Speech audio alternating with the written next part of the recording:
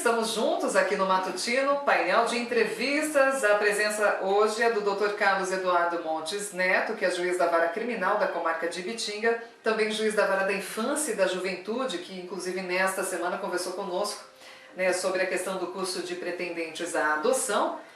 E também temos em cargo aí acumulado juiz eleitoral e diretor do Fórum.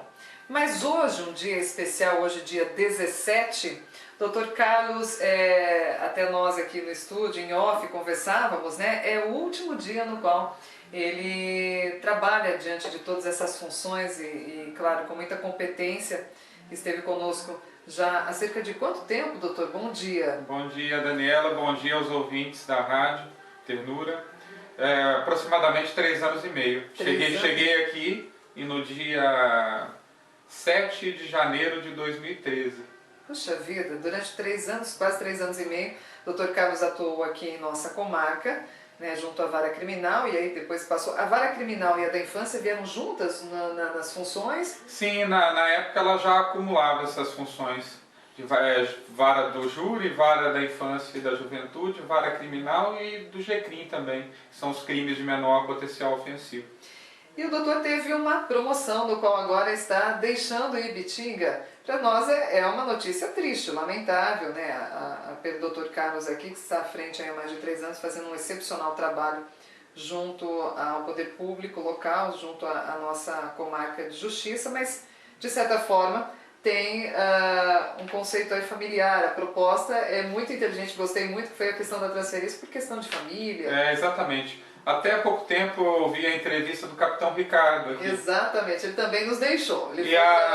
Eu vou adotar os mesmos motivos do Capitão Ricardo. Eu também tive vontade de ficar aqui definitivamente, de fixar residência aqui e até ficar por vários e vários anos aqui. Gosto muito da cidade e a minha partida mais sentida vai ser a de Ibitinga até agora na minha carreira, porque foi o lugar, o posto que eu permaneci durante o maior tempo. Mas a família, esse tempo que eu já estou trabalhando fora e longe de casa, já são quase 5 anos já, isso pesou um pouco agora nesse momento e eu tenho que olhar um pouco para eles também. É uma forma de priorizar, não é mesmo, doutor? Até porque o doutor já foi defensor público, trabalhou muito nessas questões sociais, sabe que a questão do vínculo familiar é muito importante, né? E quando na condição de distância, eu acho que isso também gera uma série de sentimentos, emoções que muitas vezes, não digo que atrapalham, mas de certa forma dá aquela angústia, não é mesmo, de ficar distante da família. Às vezes problemas, né, que surgem do dia a dia, preocupações, vão ficar um pouco mais perto deles depois desses 5 anos. Tá certo então. Mais do que nunca que Deus abençoe, porque uma proposta positiva pela sua transferência. Doutor Carlos, eu convidei mais uma vez a participar do nosso programa para a gente falar sobre um assunto, né, que faz parte do nosso contexto de divulgação, que é a questão do menor, né, propriamente através da Vara da Infância e Juventude, e mais sobre o menor infrator, digamos assim.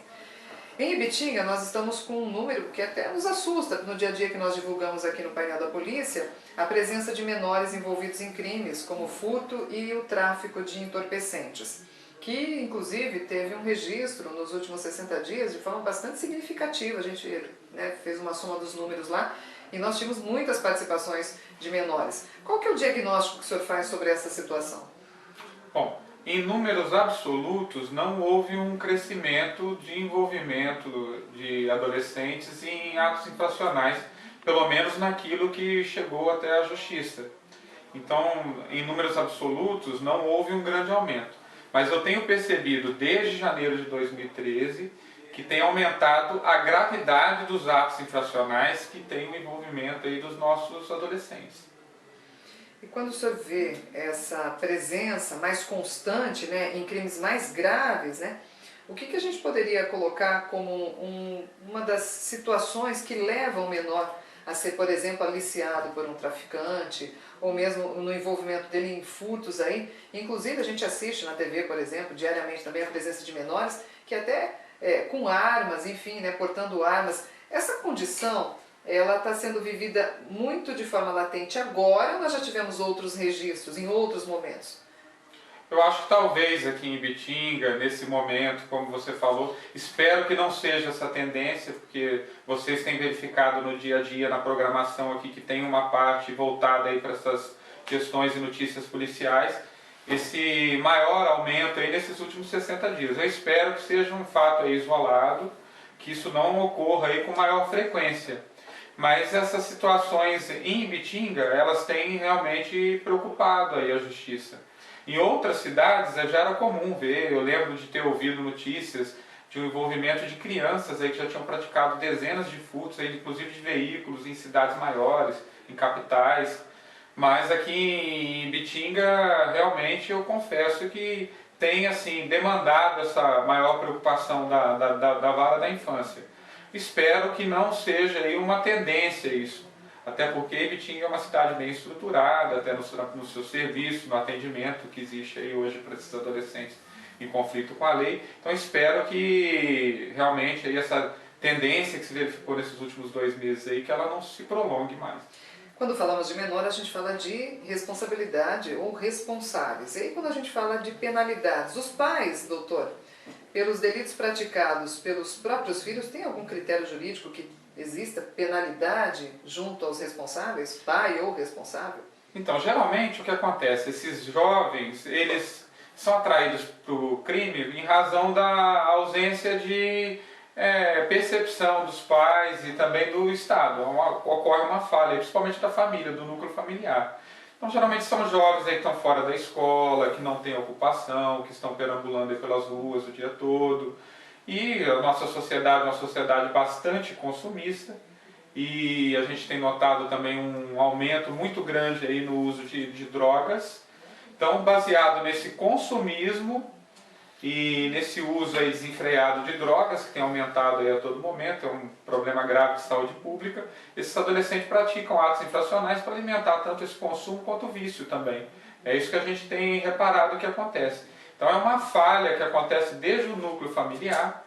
É muito comum, às vezes, aquele adolescente estar completamente envolvido com atos infracionais, já não ser a primeira passagem, a primeira notícia que a polícia tem do envolvimento dele, e a mãe, às vezes, na audiência, a mãe fica revoltada quando o policial está depondo, balançando a cabeça, achando que aquilo às vezes é mentira. Ela se nega, às vezes, a enxergar aquilo que está acontecendo. Isso agrava mais ainda esse tipo de problema. Mas não existe penalidade para o responsável? Existe se o filho, por exemplo, deixa de frequentar a escola. É um crime de abandono intelectual. O pai pode ser processado criminalmente. Mas, em razão do ato infracional, ou ele não pode ser preso, não é crime você ser pai ou mãe de alguém que praticou um ato infracional. Só que se esse ato infracional também, se ele causar um prejuízo para alguém, esses pais podem ser responsabilizados a ressarcir aquele prejuízo também. Muito bem, nós assim, diante das leis que nós temos, elas proíbem, doutor Carlos, os menores de trabalhar. Quando a gente busca exemplos claros, há outras gerações, as pessoas trabalhavam, iniciavam a vida ao trabalho de forma muito precoce, com os 12, 13, 14 anos de idade. E ainda que tenhamos a existência de programas como o Jovem Aprendiz, onde a inserção do jovem ainda é uma parcela muito pequena da sociedade, será que talvez essa questão do trabalho em si, da forma que se colocar nas leis, isso não facilita o acesso destes jovens que ficam com horas, eu sempre digo, passam horas do dia sem fazer absolutamente nada, talvez não seja o que favoreça a inserção junto ao mundo do crime, por exemplo? Essa é uma questão curiosa. Um outro dia um amigo me perguntava isso, falava que achava um absurdo, às vezes um adolescente ou uma criança não poder trabalhar. E eu devolvi com uma outra pergunta para ele. Ele tem uma condição econômica boa, estável, é um representante comercial já de sucesso, já trabalha com grande sucesso na área dele há muito tempo. E eu devolvi a pergunta para ele: você colocou o seu filho para trabalhar quando ele tinha essa idade? Então, na verdade, as pessoas que têm uma condição financeira melhor até, elas não colocam um filho de 14 anos nem como aprendiz para trabalhar, porque elas sabem da necessidade que aquele filho tem de estar frequentando a escola. Então, a falha é de não ser oferecida um ensino que realmente consiga prender a atenção desses jovens, reter a atenção, realmente educar, ensinar, e também a falta aí de programas aí que possam preencher aí o tempo desses jovens. Porque essa legislação não é uma exclusividade brasileira, não é invenção do Brasil. Isso tudo é baseado em tratados internacionais de direitos humanos, do qual o Brasil é um dos países que faz parte. Até porque o ECA, ele é considerado, o Estatuto da Criança e do Adolescente, um dos mais completos do mundo. Exatamente, porque ele é embasado nesses tratados internacionais de direitos humanos, do qual o Brasil faz parte. Então, são tendências mundiais aí. O problema é o seguinte: realmente, da forma como as coisas são conduzidas, antigamente esse sistema que tinha da pessoa já começar a ajudar a família, a trabalhar mais cedo, ele é mais eficaz do que o que ocorre hoje. Eu entendo esse ponto de vista, mas não é o ideal.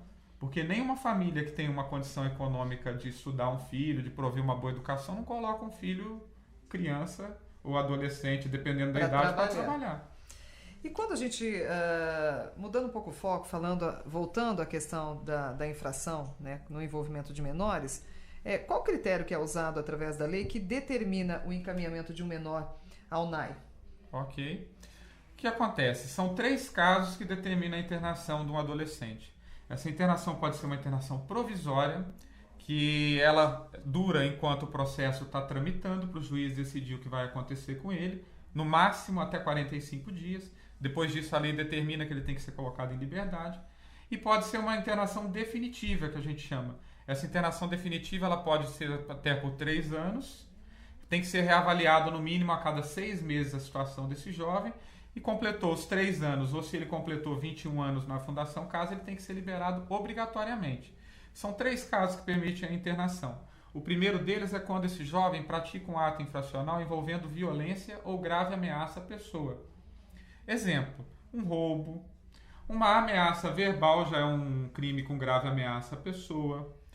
Pode ser também uma agressão, uma briga às vezes. Eu já vi adolescente internado porque agrediu professora em escola. Então, qualquer ato infracional que envolva violência ou grave ameaça à pessoa é passível de internação. A segunda hipótese é quando esse jovem já tem outras passagens, ele tem uma reiteração nesse comportamento infracional. Ele já foi condenado pela vara da infância ao cumprimento de uma medida anterior, por exemplo, uma prestação de serviço à comunidade, uma liberdade assistida, e ele volta a praticar um outro ato infracional grave. Até o furto é considerado um ato infracional grave, porque a lei do adulto, o Código Penal, ela prevê essa punição por reclusão, prisão para esse adulto. Essa é a segunda hipótese de internação. Então, na reiteração desse comportamento delituoso dele, na prática reiterada de atos infracionais. E a terceira hipótese ocorre também bastante quando o juiz da infância ele aplica uma medida em meio aberto, uma prestação de serviço à comunidade, uma liberdade assistida, e o adolescente descumpre essa medida. Ou ele descumpre essa medida, ou ele deixa de ir para a escola, ele não mostra aquela vontade de aderir àquela orientação da vara da infância. Então, nesse caso também, ele pode ser internado por até 3 meses na Fundação Casa. São as únicas 3 hipóteses que são previstas aí na nossa legislação no ECA. Muito bem, estamos aqui finalizando a nossa conversa com o Dr. Carlos Eduardo Montes Neto, ele que inclusive nesta sexta-feira, dia 17, está deixando a cidade de Ibitinga, vai passar a trabalhar, a desenvolver o seu trabalho junto à comarca da cidade de São Carlos, e é com muita satisfação, até para a gente é um motivo de honra poder fazer essa entrevista neste dia, doutor, e mais do que nunca desejar muito sucesso e, sobretudo, que Deus o abençoe, né, nesta nova empreitada, porque de fato é um desafio, né? Nós temos uma comarca maior considerada São Carlos, mas não deixa de ser um desafio também importante na sua carreira. Meu muito obrigado.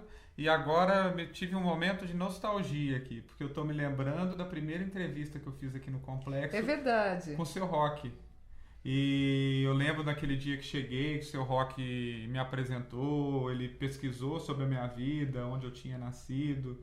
Eu queria deixar até um grande abraço para o seu Roque, deixar um grande abraço para todos vocês, pelo trabalho que vocês fazem na prestação de informação, na educação em direitos que a gente fala.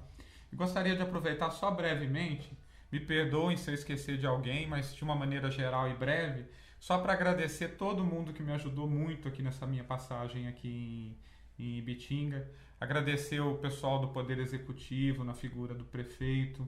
O Legislativo também sempre fui muito solícito. Todo mundo sempre colaborou de maneira muito intensa aí com o nosso Poder Judiciário. Agradecer a comunidade, agradecer a Polícia Militar, Polícia Civil, a imprensa de uma maneira geral aqui também, que já cobriu até os júris. Nós fizemos um trabalho bem interessante aqui. Muito bacana, aliás, foi uma grande oportunidade que nós tivemos, porque praticamente foi uma das oportunidades únicas que nós tivemos em participar. É óbvio que agora a gente está, né, mais interagindo até com o próprio Darcy, né, que está acompanhando o nosso trabalho aí de divulgação, mas foi importante, que foram momentos assim decisivos, inclusive, né, onde o senhor atuou, né, em casos de muita repercussão graves, aqui na cidade. E agradecer também todos os meus funcionários, meus servidores, que foram para mim uma família aqui, que me acolheram esse tempo todo. Por isso que eu consegui ficar esse tempo todo fora e ainda consigo trabalhar fora ainda, porque fiz várias famílias nos lugares que passei, e aqui foi a família que durou mais tempo, foi a família que perdurou por maior tempo. Agradecer o Darcy, que está aqui comigo nos estúdios, que foi um escrivão, pessoa da minha extrema confiança também, que me ajudou demais aqui, me acolheu demais, que abriu a família dele para mim aqui. Então eu gostaria de agradecer todos os estagiários, funcionários, o pessoal que faz a segurança do nosso prédio. E se eu esquecer de alguém, eu peço desculpas. E falar que eu acho que eu vou sentir muito mais a mudança do que a cidade vai sentir minha falta. Porque eu me acostumei muito aqui com todos. Que bom, a gente fica muito feliz, né? A hospitalidade de Ibitinga sempre é muito diferenciada das demais cidades. Eu também, né, como profissional, já passei por vários municípios e certo que Ibitinga faz uma grande diferença aí na vida de quem passa por aqui. Mas de qualquer forma, sucesso, que Deus abençoe o novo desafio. E obrigado, além da oportunidade de difundir esses direitos, que eu estive aqui várias vezes para isso, da oportunidade de me despedir aqui numa data tão especial. Pois é, deu muito certo, não é mesmo? Que bom. Ficamos muito felizes e conversamos com o Dr. Carlos Eduardo Montes Neto, nosso juiz da vara da comarca de Ibitinga, que neste dia 17 encerra sua participação junto ao fórum local, sendo transferido em promoção à cidade de São Carlos.